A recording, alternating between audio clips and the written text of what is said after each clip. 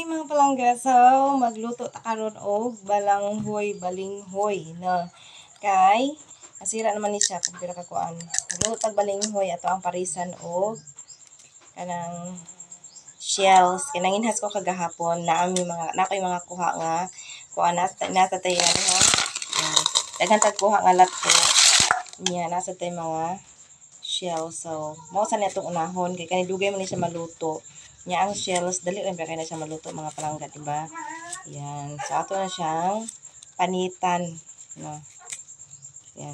Gikan pa ni siya kay mama dito sa kuan sa paghatod nako kandaya dito sa Placer.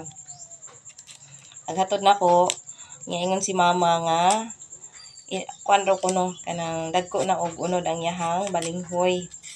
So, ako na dayon. Siyempre, nangayo sa dayon. Tama man, ito ang roll, diba? Mangayo dayon. So, muna siya, magpanit ta sa itong baling. So, palangga mo niya, ito ang tuwad. No, hugasan na nato niya. Ako na siyang giputlan og kanang lubot. No, daghan ko kuha kagahapon. Kagayansad. O, muna ito ipares na ito ang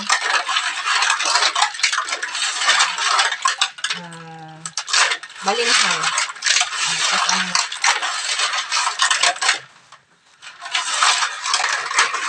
ayan. So, last mga palangga nga itong i-prepare. So, mauni siya ang ato ang mga lato. No? So, mauni siya ito. Ang butangan na ito siya. Isaw-saw na sa suka. Lami kayo siya mga palangga.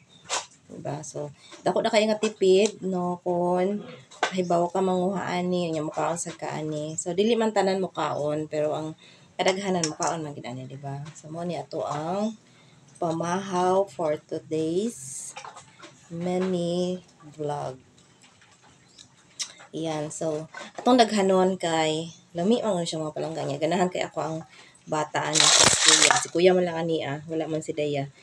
Favorite sa siya ni Daya. So, ato to siyang hugasan. Hugasan lang nato siya mga palangga niya. Pwede na siya dayon makaon. Ayan mga palangga. So, luto na. So, muna na ito ang balinghoy. Yan sa dang ato ang tuwad. Ugang ato ang lato. Yan. So, ang lato, isaw-saw sa suka. Yan.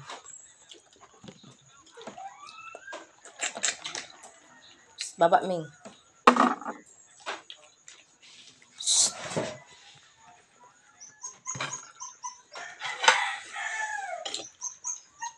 Mahal tamo palangga.